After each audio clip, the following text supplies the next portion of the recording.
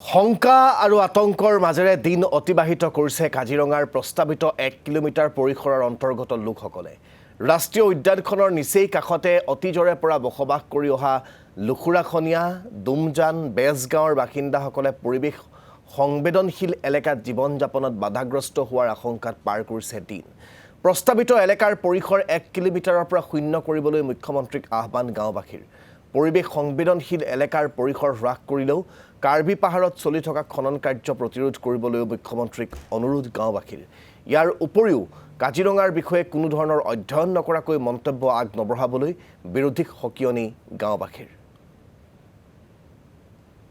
কাজিৰঙাৰ যিখিনি ৰাইজ আছে এই ৰাইজখিনি কোনো কাৰণতে বন বিভাগৰ জীৱ জন্তুৰ লগত সদায় সহভাৱে সহবাস কৰি আহিছে আৰু এনে ক্ষেত্ৰত আমাৰ ইয়াত আচলতে এক কিলোমিটাৰ নহয় 0 কিলোমিটাৰ কৰিব লাগে আৰু ইয়াতে ইক' চেণ্ট্ৰিচিটিৰ জোনৰ কোনো প্ৰয়োজনে নাই, কিয়নো ইয়াৰ সকলো ৰাইজ জীৱ জন্তুৰ লগত সহবাস সকলো ধৰণৰ মানে একতাভাৱে গোটেইখিনি চলি আছে। গতিকে সেই অনুপাতে আমাৰ ইয়াত ইক' চেণ্ট্ৰিচিটিভ জোনৰ কোনো প্ৰয়োজন নাই।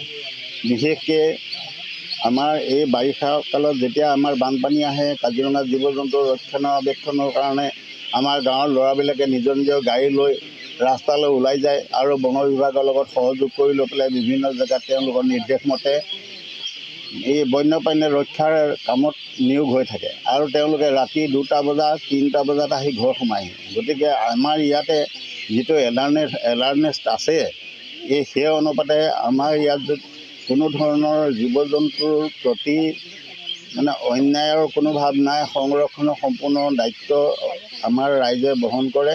নমস্কাৰ, মই 1 নং দুমজানবাসী ৰাইজৰ তৰফৰ পৰা দুটামান কথা আপোনালোকৰ আগত অৱগত কৰিব বিচাৰিছোঁ। আপোনালোকে জানে যে কাজিৰঙাখনত এতিয়া মানে চব বিষয়বিলাক ঢাক খাই এতিয়া ইক' চেণ্ট্ৰিচিটিভ জোনক লৈ বিভিন্ন প্ৰতিক্ৰিয়া মানে দল সংগঠনৰ মাজত হওক ৰাইজৰ মাজত বিভিন্ন বিভ্ৰান্তিৰ মাজত খেলি মেলি এটা শুনিবলৈ পাই আছোঁ। গতিকে আমি কাজিৰঙা ৰাষ্ট্ৰীয় উদ্যানৰ দাঁতি কাষৰীয়া ৰাইজ হিচাপে বা যুৱক হিচাপে আপোনালোকৰ ওচৰত এটা কথা ক'ব বিচাৰোঁ। যিহেতু কাজিৰঙা ইক' চেণ্ট্ৰিচিটিভ জোন মুখ্যমন্ত্ৰীয়ে আজি কেইদিনমানৰ আগতে ঘোষণা কৰিলে যে 10 কিলোমিটাৰৰ পৰা 1 কিলোমিটাৰ কৰিছে। গতিকে আমি এই বস্তুটো সমৰ্থন কৰিছোঁ। আমি 10 কিলোমিটাৰৰ পৰা হ্ৰাস কৰি 1 কিলোমিটাৰ কৰাৰ কথাটো আমি সমৰ্থন কৰিছোঁ।